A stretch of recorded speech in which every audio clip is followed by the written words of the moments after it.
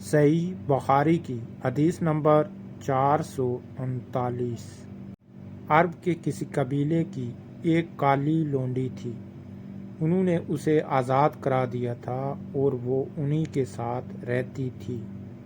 اس نے بیان کیا کہ ایک دفعہ ان کی ایک لڑکی جو دلہن تھی نہانے کو نکلی۔ اس کا کمر بند سرخ تسموں کا تھا۔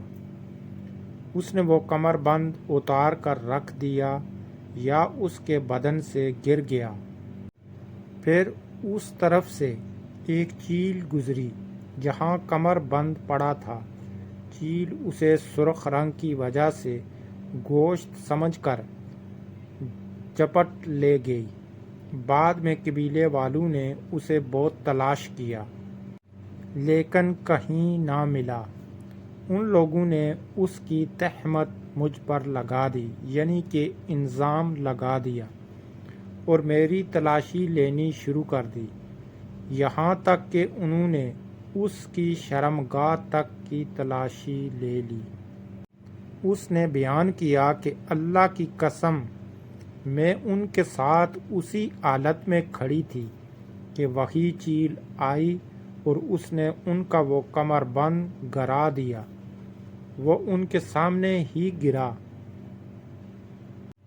میں نے اسے دیکھ کر کہا، یہی تو تھا جس کی تم مجھ پر تہمت لگاتے تھے۔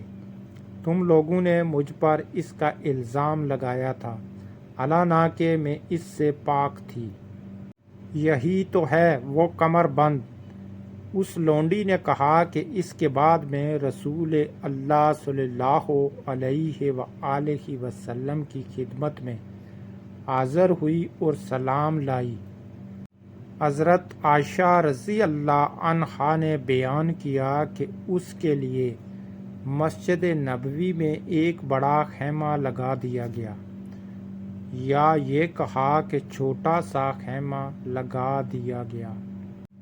حضرت عائشہ رضی اللہ عنہا نے بیان کیا کہ وہ لونڈی میرے پاس آتی اور مجھ سے باتیں کیا کرتی تھی۔ جب بھی وہ میرے پاس آتی تو یہ ضرور کہتی کہ کمر بند کا دن ہمارے رب کی عجیب نشانیوں میں سے ہے۔ اسی نے مجھے کفر کے ملک سے نجات دی۔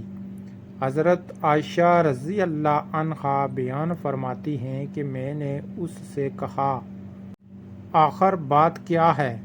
جب بھی تم میرے پاس بیٹھتی ہو تو یہ بات ضرور کہتی ہو۔ آپ نے بیان کیا کہ پھر اس نے مجھے یہ قصہ سنایا۔